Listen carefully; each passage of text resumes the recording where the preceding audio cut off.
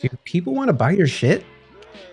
That's kind of what I wanted to talk about today. And it's been asked in a few different ways, a few different channels. This whole idea of demand, of if you were a retail outlet, if your MSP was a store, would people walk through the door? Would they walk up to you and go, "Sir, can I have that new MSP agreement that you just launched, please?" Would they? Or would it sit on the shelf?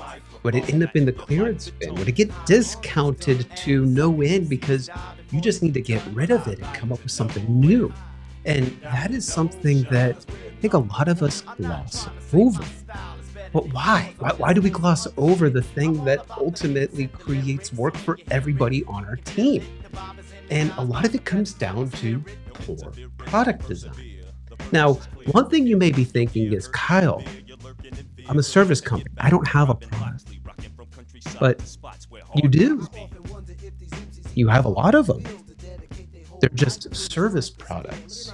They're bundles. They may have a lot of things in the box. You may go buy that Batman toy, but Batman comes with the Batmobile and Robin, and you don't get to pull them out of the box. What you're creating is a productization motion. So that's really what I want to kind of walk through today, because I've walked through this a few times in many different ways. I just sometimes you try it new, you talk about it differently, and it resonates differently. So let's go to the whiteboard. So this is kind of how I'm outlining what I want to talk about today, which is really in this vein of where are we as a organization concerned about our product and what efficiencies does it bring? Where do I spend efforts to improve? And beyond just those efforts to improve, is it doing well? Is it giving the company enough fuel to justify everybody's jobs?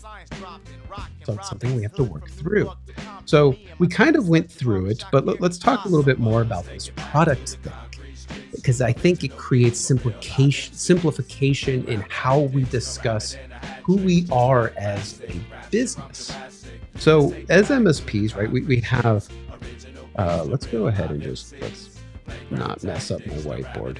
So if I think about product, what we have is, for a lot of us, we have hardware, things that are physical, right? That's a product we sell or resell in a lot of cases. We've got software, and this could be recurring revenue or non-recurring revenue. We have services, labor, and that could be recurring or non-recurring. And then we have this idea of managed services.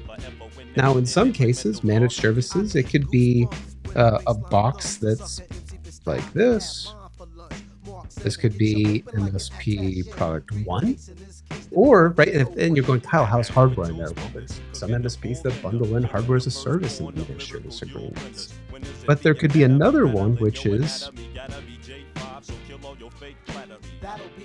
MSP2, right, where it's just software and labor bundled together. Those are the products that I'm talking about when I use the word product. Is that a product, a bundle that someone wants to purchase? Now, this isn't a one SKU thing, right? Some of us do quantity per user, quantity per endpoint. We have other ways of working through logic. So this is ultimately what we do. Someone says, what do you do? Well, I use a suite of products and really smart people or agents nowadays to provide you ease of technology, to calm your mind, to help your own, as Wes would put it, your own factory to produce money. The customer's factory could be different things. It could be their own services. It could be their own hardware. It could be many different things. So, what happens with these products? Well, we start to change a little bit. This one over here could have a MSP3, could have MSP4, because the software and labor that we bundle in changes. Different reasons, different justifications, different desires.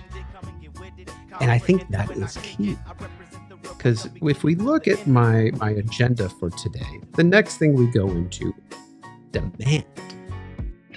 Demand is simple.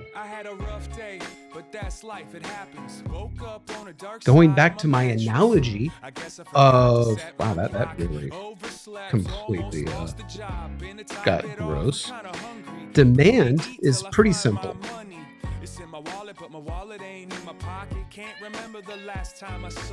Demand is the desire for someone to buy that product. And I think that is a change of thought. Because for a lot of us, the product we make is the product we desire. Right now, if I had the ability to throw up a YouTube clip, I'd be throwing up that clip from Joe Dirt, where you have remember the between Joe Dirt and the Native American, and he's going, "All snakes and sparklers are all I like." And Joe Dirt looks at them and goes, "It's not what you want, it's the consumer. The person that's buying the thing must desire the thing that you build and support and agonize over." And how many MSPs think about what their prospects and their markets want when they build their product versus going on Reddit or going to a peer group or a community thing and saying, "What should I sell? What should I put in my stack? What is the thing that I do?" You're allowing someone else to create the product, and they have no idea what your market desires.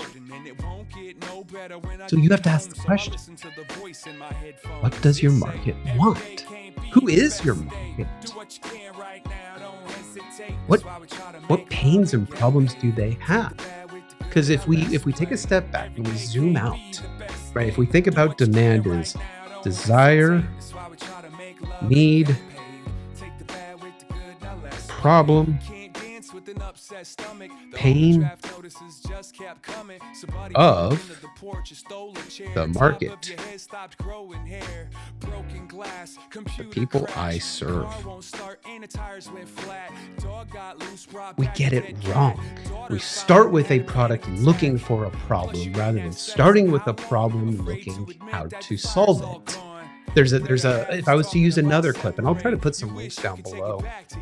There's a whole thing with Steve Jobs where he gets heckled at WWDC in 1995, and it's a nerd in the crowd that basically goes, "Mr. Jobs, how come you didn't use the latest version of Java in the latest Mac OS?" And Steve Jobs, in a moment of brilliance, pauses for that, and he asks, if at Apple, when we build something for our customers, and I'm paraphrasing, we take the needs of the customers and work backwards to the product.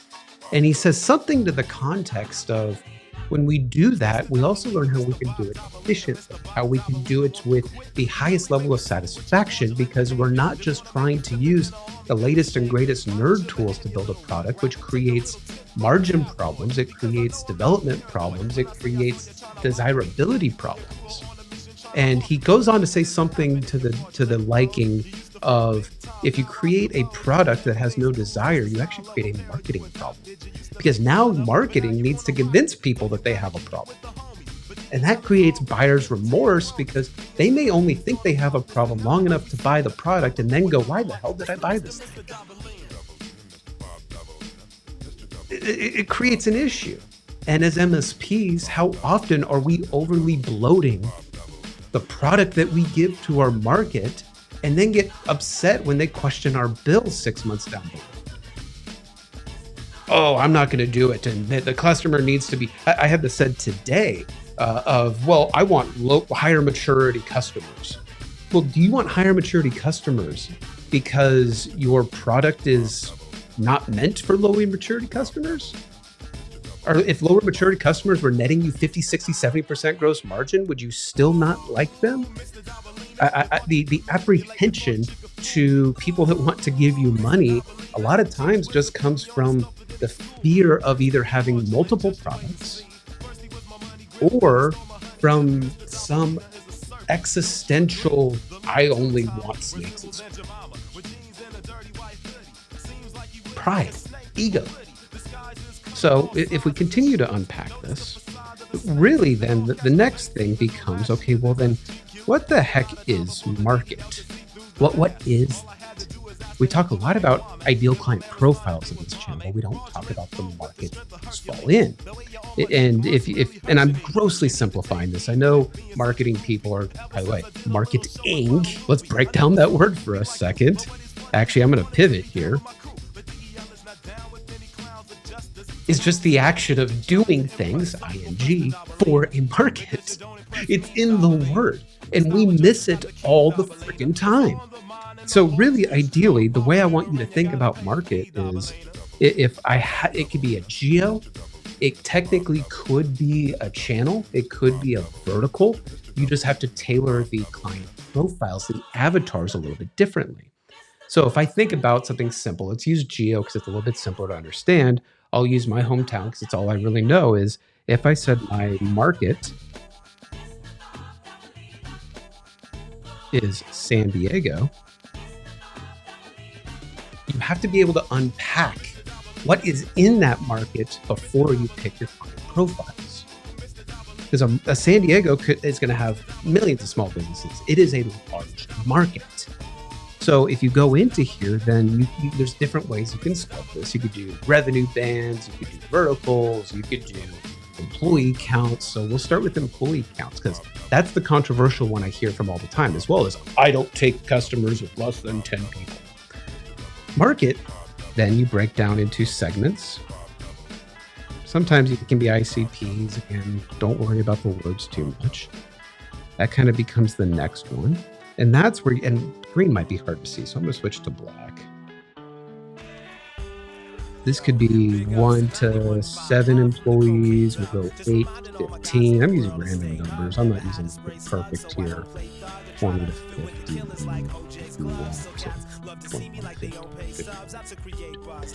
You're going to see a percentage of market. And this is where you hear phrases like market share. What is the market share that?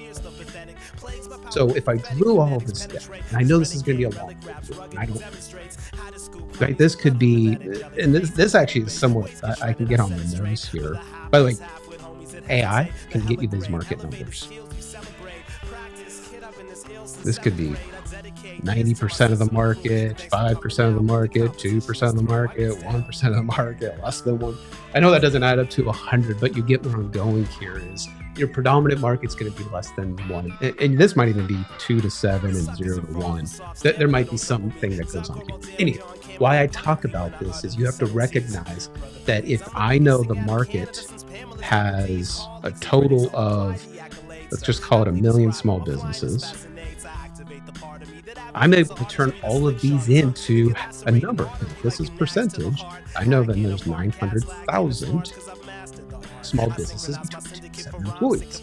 And I'm not going to try to do the math problem. Actually, I will. This is like 50,000. And it just kind of goes down from there. You can tell now when you're building a product, I have to build that product to fit segment. That is who you are building your MSP product for. I'm selecting the 8 to 15 categories, so I need to learn who they are. If that is the 50,000 businesses, I need to go look.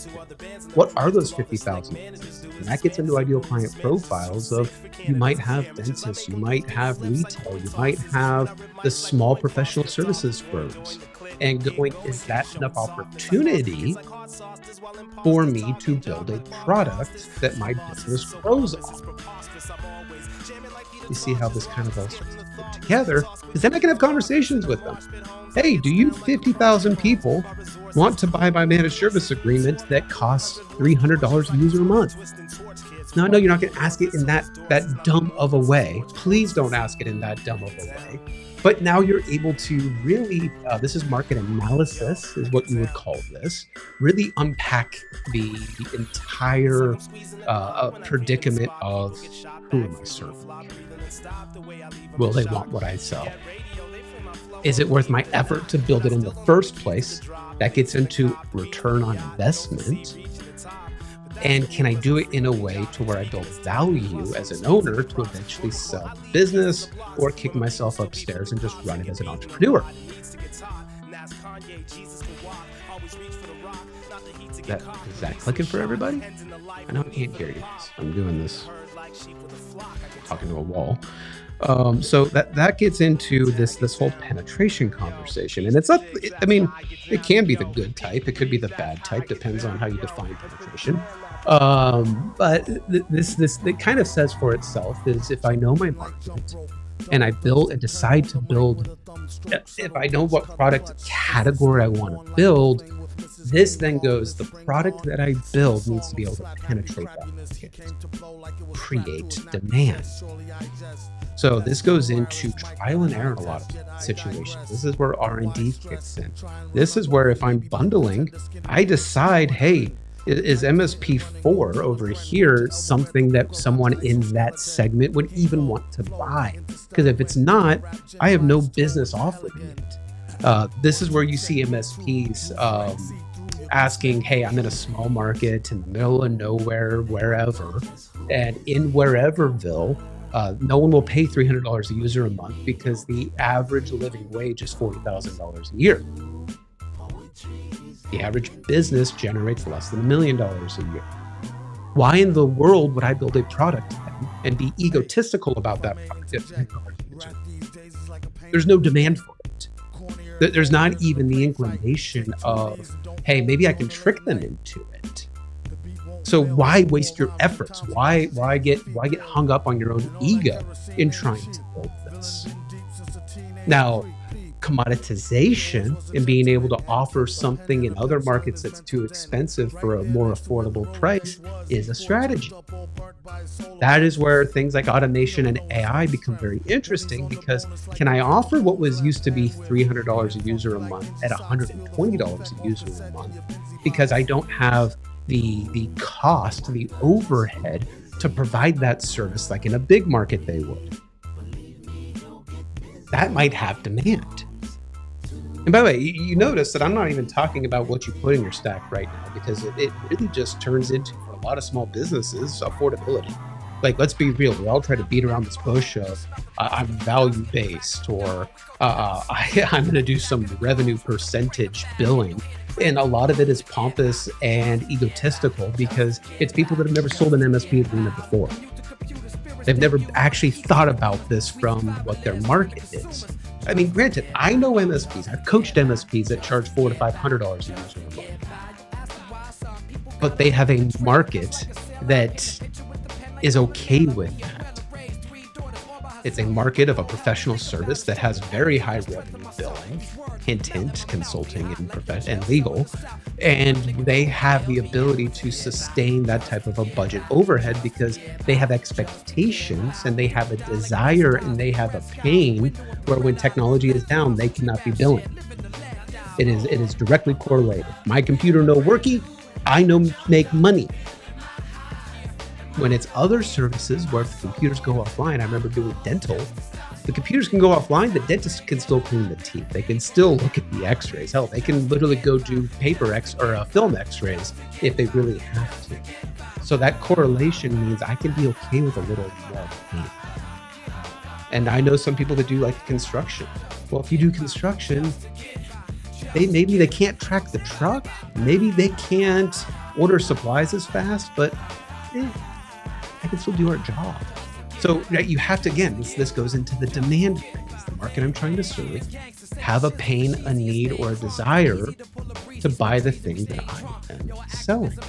And this is where you get into the conflict. And this is the conflict that typically happens around sales success and product optimization. I'm going to talk about these in tandem, where the pain is because you never did the work that I just talked about. My sales team isn't successful. Well, are you going after possibly 1% of your market and you only have 10,000 opportunities forever unless the market grows? And you're going to exhaust that in 3, 4, 5 years. You're going to call them all. You're going to market to them all. They're going to see your LinkedIn. They're going to see your posts.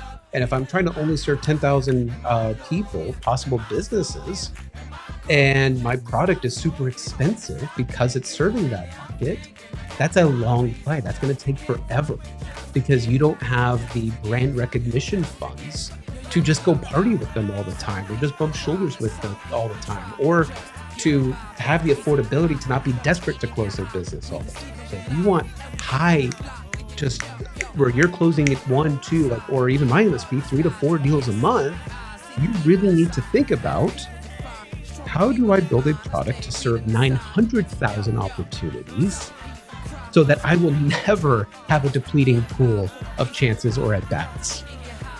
And if I built something for $300 a user a month and I'm trying to sell it to this market, they don't have the affordability, they don't have the budget, they don't have the maturity, they don't have whatever excuse you want to use. They don't need all the cybersecurity gadgets because they're willing to take on the risk that you may have championed and been like, you must buy my cybersecurity package, or I don't like you and you're a bad customer and I'm going to fire you because you might once in a while complain to me and I don't want complaints because whatever.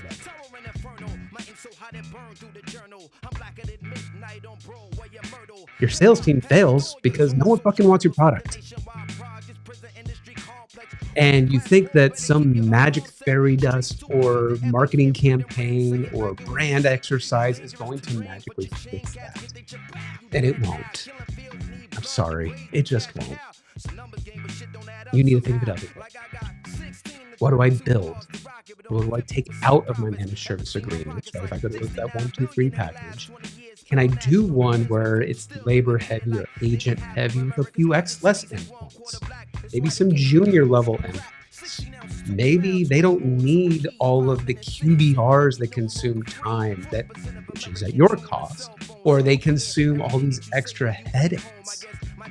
I know that goes against the zeitgeist in a lot of ways, but if my biggest thing is cost concern with that 2 to 7 market, because I can't, at 5 people, I can generate 1 ticket a month before they become unprofitable. Okay, so be better, find ways to service better, be a better product design owner of your MSP to serve that market. It's a lot easier when you adjust the product to the desire to deals. If you add more endpoints and you're still losing deals, you're literally just, if you keep adding things into that stack, your close rate's going to keep going down. Your conversion rates will keep going down. And that's what you're doing. And there was something else that you probably saw that I put in here, product optimization. Product optimization is the act of economy of scale, meaning I have something that now has sales success. It's a great product. I'm going to need to put more fuel into the deal because I have found the 2 to 7 love this product A, and I'm going to now reinvest our profits into sales and marketing to sell more of it, which means I need more margin out of my product to pay for that sales and marketing investment. This is that conversation of how do I onboard 3 customers a month when my service team's already busy? This turns into the conversation of renegotiating deals, or sometimes maybe not picking the best in class endpoint or product that goes into that stack or that bundle that you have. Why? Because price does become something that you want to be conscious of. And while no, it might not be the latest and greatest, and no, it might not have all the preventative measures, if on average or very high average or the majority of the time, you can net 50, 60, 70% margin, well, you might have to cut those corners. This is just natural economy of scale. We all talk about how do you scale as an MSP, and we forget that scale is a very simple definition. What's up? costs go down. That's it. So how do I get my costs down? And again, this is where AI and automation become interesting, because can I have the robots doing things where I would normally be spending money on people? This is where the whole zeitgeist of empath became important, because can I get less people that are stronger to do more things? They manage the agents, they manage the automation, but they have to be hungry to develop.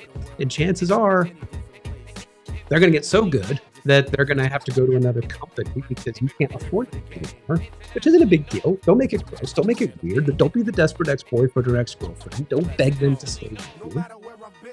But do I have a plan to get that 50% up? Because you're always going to need people in your business. Yes, I know people think that's what the $1 billion company, but are you that company or not? Not figuring it out. So product optimization is where it comes from. That's where the whole OML idea originally came from. The whole multiple of wages that Dipple used to talk about came from was getting MSPs to refocus on the margin of their product. Back then, though, all you could do is just be more efficient, have better process, have better help desk things that happen. Which then leads into the final thing. This was good. Next product. How do you decide what the next product or the next market is? When do you do that? And it's after relentless product optimization that you will find after a few years, and we discovered this in my MSP and a couple MSPs that I coached, where you will hit a ceiling. You'll hit that 10, 15% of the market, maybe less, maybe 5 to 7% of the market, and every new deal gets harder. You got through the easy ones. Now you're getting through the deals that are harder. They take longer. They're even more price conscious. They just are harder to locate, find, or rub shoulders with. So what happens is you decide then, do I change market? This is where you hear things like upstream or downstream. Do I go down to things for small business, or up enterprise style businesses? Because I have a referral network that can bring me into those. The other thing, though, is do you pivot markets? Do I take my current product and move it to another market? This is the I'm going to another city exercise. But you can't do it too quickly. And that's my word of caution. So often we pick a different market because we think we are at that ceiling, but we have done nothing to optimize our product, to even lower the price slightly, to make sure that we are hitting conversion rates that we like, where we can have our customer acquisition costs between like $18,000 and $20,000 a new logo.